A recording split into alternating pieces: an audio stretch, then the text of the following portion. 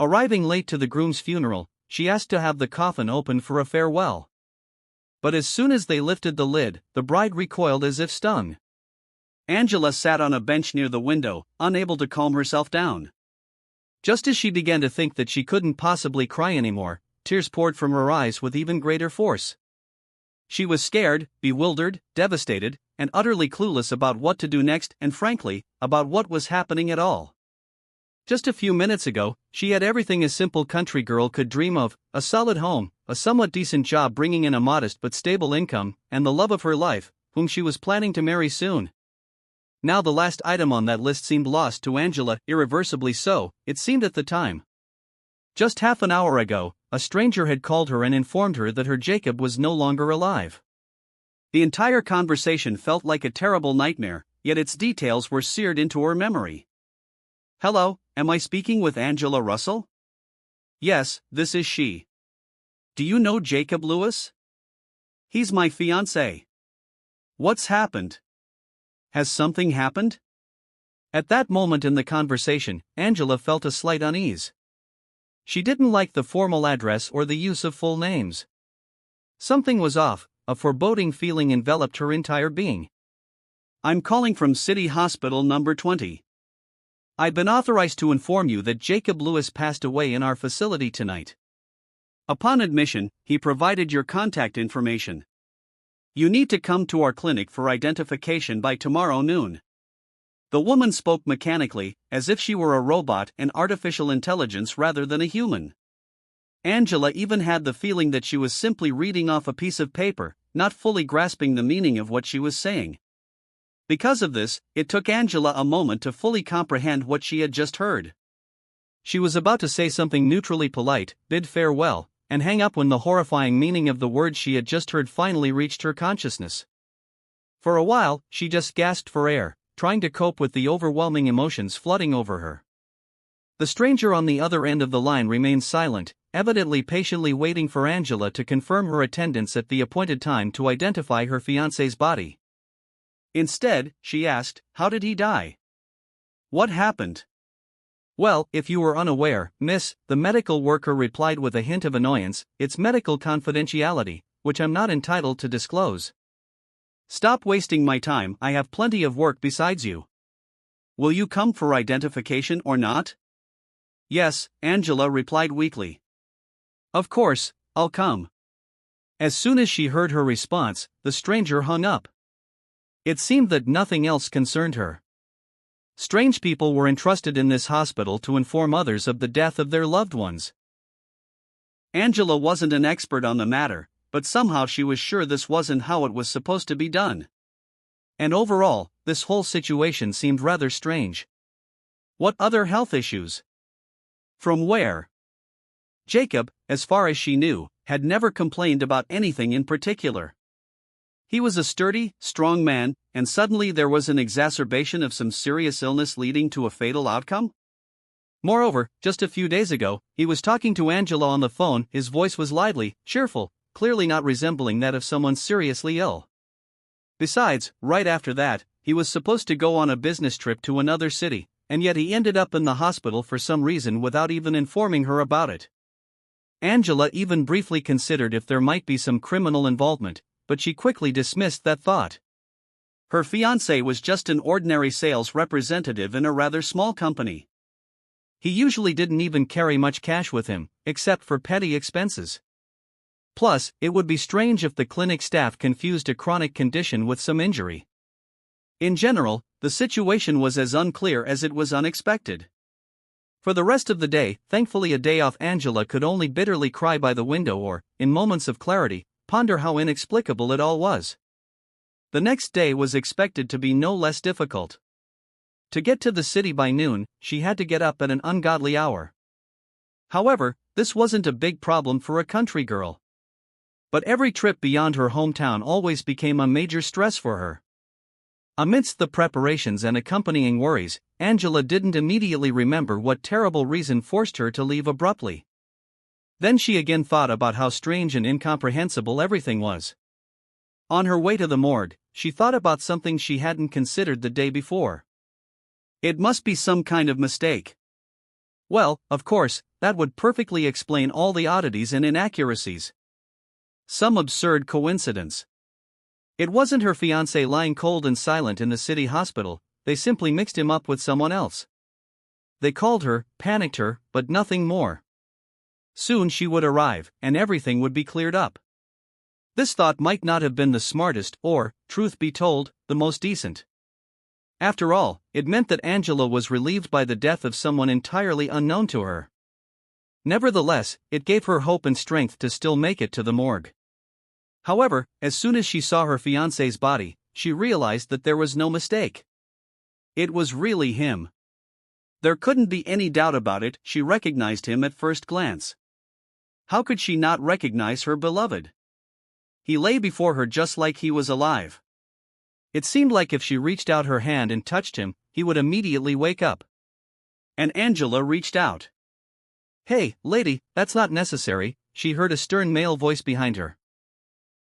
And before she could understand anything, she received a not strong but quite sensitive blow to her hand. In dismay, she turned around to see a paramedic standing there, smirking and wagging his finger at her. With each passing minute, the situation became more and more unpleasant, although it seemed like it couldn't get any worse. "It's not allowed to touch the deceased with your hands, sorry," he said roughly. I didn't know," Angela mumbled, flustered. She was thrown off balance. All her tears, it seemed, had been shed the day before, and now there was only a deep melancholy, confusion, and complete misunderstanding of what to do next. How would she be alone now? And besides, something had to be done with the body. "Listen," she addressed the paramedic, overcoming her aversion, "what's next?" "Understandably, thank God, I've never had to bury anyone. I don't even know where to start with it." "And you shouldn't be getting involved anyway," the man startled her. "It's all been taken care of.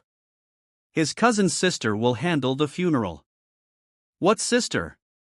Angela was taken aback. "He doesn't have anyone. He never mentioned any sister to me."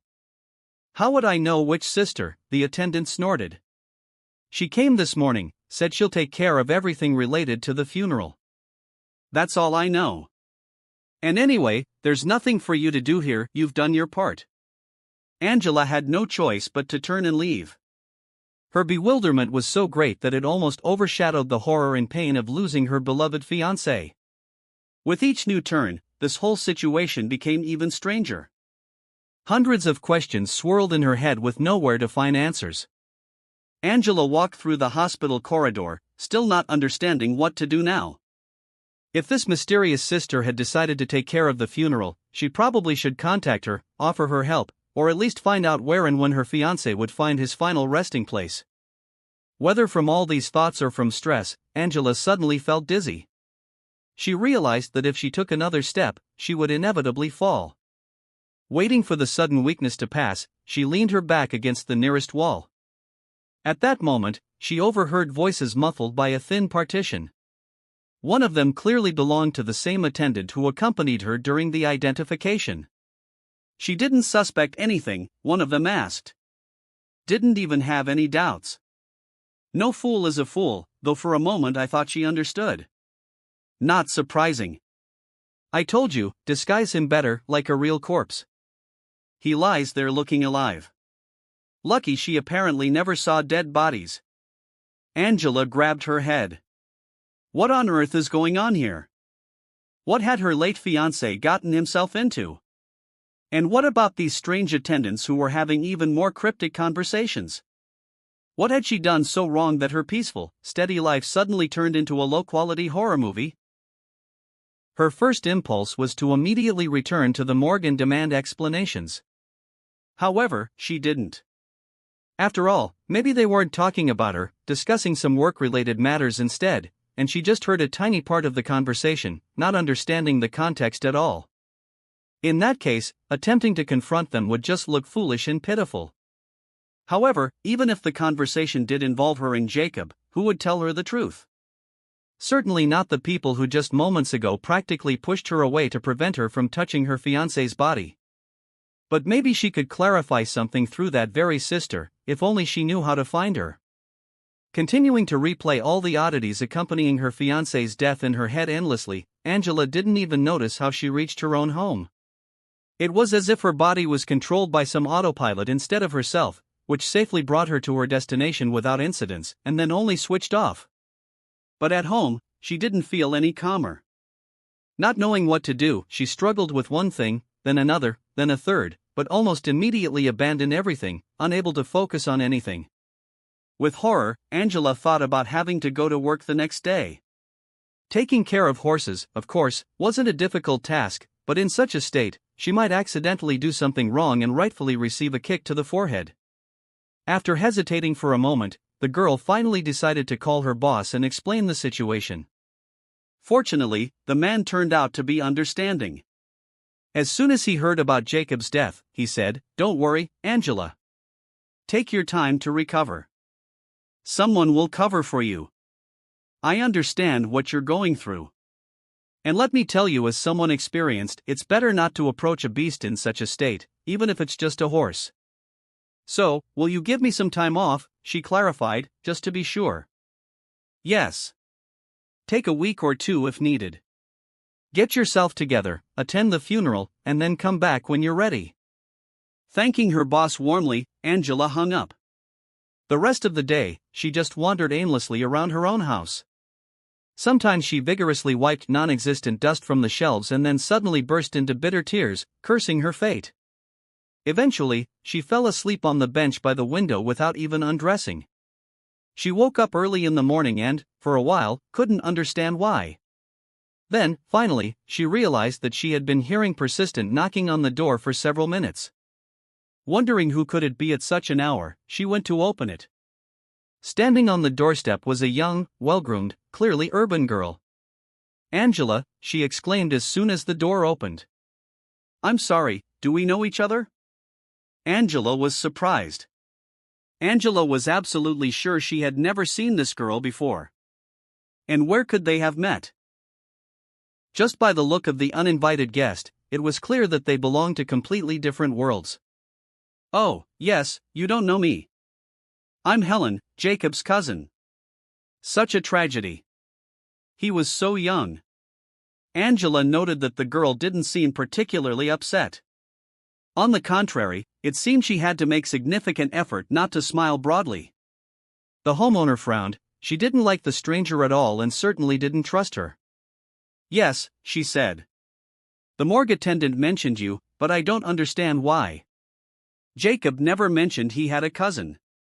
"To be honest, we were never very close," the girl replied without hesitation. "We didn't fight or anything, we just talked occasionally. So, I guess he didn't mention it, there was no reason. And I live far away from here, almost on the other side of the country. But as soon as I heard the news about my little brother's death, I rushed here, of course." Angela stopped understanding anything altogether. As far as she knew, Jacob was an orphan. He never mentioned any relatives, close or distant. But even if this girl was indeed his cousin, there was a logical question: how did she find out about what happened? If Angela were in a more rational state, she would have noticed another inconsistency. They and Jacob were never particularly close, and they only communicated occasionally. But suddenly, for some reason, he became a beloved brother, upon hearing whose death you had to drop everything and fly to him across the country. "And is it even possible to get here so quickly from the other end of the country?" "I was told that you would take care of organizing the funeral," Angela managed to say. "Oh, yes, of course. I think there's no need to burden the grieving bride with that. Besides, I have almost everything ready already. Most likely, the funeral will be tomorrow." "So soon?" Angela was surprised. She didn't understand much about organizing funerals, but it seemed to her that it should take more time. And here was such promptness, as if Helen was afraid that her cousin might not be admitted to the heavenly garden because of being late. What was the rush for? Angela simply couldn't understand. Why delay? Helen scoffed. "You know what they say, long farewells, unnecessary tears, and all that. Maybe you need some help?" Angela continued to inquire. She didn't believe that girl for a second, although she couldn't quite explain to herself what the catch was. Her brain refused to function adequately in a critical situation, but her intuition was screaming that something wasn't right. However, Angela had no idea what to do about it or how to behave in such circumstances. "Come on," Helen kept chattering in the meantime. "I'm telling you, I've almost got everything ready. There's nothing to worry about. You know what? I wouldn't even advise you to come to the funeral itself. What's the point? Unnecessary stress. God forbid you feel unwell right there at the cemetery, it'll turn into some really bad joke. You'd better wait a little, rest. I'll handle everything, and then you can come to the grave later, if you want, bring some flowers or whatever." "Yes," Angela replied bewilderedly. "You're probably right. I'm really not in the best condition right now." "That's it," Helen responded, oddly smiling. "Well, now that we've sorted everything out, I'll be off. It's time for me to go. Maybe we'll see each other again." Again, what exactly they had sorted out, Angela never understood. From her perspective, the whole visit seemed very strange. Everything Helen said could have been discussed over the phone, eventually. Why rush to the countryside, especially so early in the morning? What did this so-called groom's sister want from her, anyway? Nothing was clear. At first, Angela really thought she shouldn't go to the funeral. What would she do there, anyway? Watch the pale Jacob in the coffin? It might make her feel really sick, especially since she was terribly afraid of dead bodies. During the identification, when her blood was filled with adrenaline, Angela didn't even remember this fact. But now she understood she was unlikely to be so lucky a second time. However, on the day of the funeral, she, not fully aware of what she was doing, started preparing for the trip to the city early in the morning. It was as if some unknown force was pulling and pushing her at the same time, as if something was telling her that she absolutely had to go to the cemetery not someday later, but today. True, no matter how much Angela rushed, when she arrived at the supposed place of the funeral, she realized she was late. Or maybe it was because no one had come to accompany Jacob on his final journey. Either way, she found only grave diggers at the cemetery, getting ready to lower the coffin into the freshly dug grave. "Wait," she unexpectedly called out to them, even surprising herself. The men paused their work and stared curiously at the new participant who appeared at the funeral. Angela approached them closely and asked in a quieter voice, "You're burying Jacob Lewis, aren't you?" "That's right," one of them readily agreed. "Poor guy. Besides his sister, no one else came for him. But at least she didn't offend us." He pointed eloquently to a package nearby. Angela didn't quite understand what it was filled with, but she saw several bottlenecks sticking out from the top. It dawned on her that the gravediggers were already slightly tipsy. She didn't pay much attention to it after all, their job wouldn't likely harm anyone. "Well, you see, I came too," she replied, flustered. "Looks like I'm late. And, this is my fiancé." "Yes, The same man chuckled. "It turned out badly, but I don't think he'll mind you." "Oh, excuse me, miss, it's an unsuccessful joke, of course. But you understand, the job leaves its mark." "I understand," Angela replied. "Listen, maybe you'll let me take a look at him? Just for a moment, to say goodbye." The gravediggers glanced at each other, probably considering whether this would be too serious a violation of the instructions. However, they were in a good mood, especially considering that the deceased sister had generously rewarded them. Besides, the client clearly wasn't in a hurry and wouldn't complain to anyone about them. "Why not?" "Go ahead, take a look," one of them replied. "We all understand." Angela approached the coffin in confusion and placed her hands on its lid. She herself wasn't sure anymore about the correctness of her impulse. The request to have one last look at her fiancé had somehow burst out of her spontaneously, and now she wasn't too sure if she was ready for it. But there was no turning back. It would be foolish to ask permission to say goodbye to Jacob and then immediately backtrack, saying, "Okay, I changed my mind, bury him like this." It seemed absurd and ridiculous. And so, taking a deep breath, Angela finally pushed open the coffin lid. She took a moment to gather herself before lowering her gaze. Then, finally, she looked at the person lying in the coffin. She sharply exhaled, recoiled, and even seemed to scream. And it wasn't because she remembered her fear of dead people at the most inappropriate moment. It was simply because the man before her wasn't her fiancé. "That's not him," she whispered in shock, but it must have come out so quietly that no one heard her.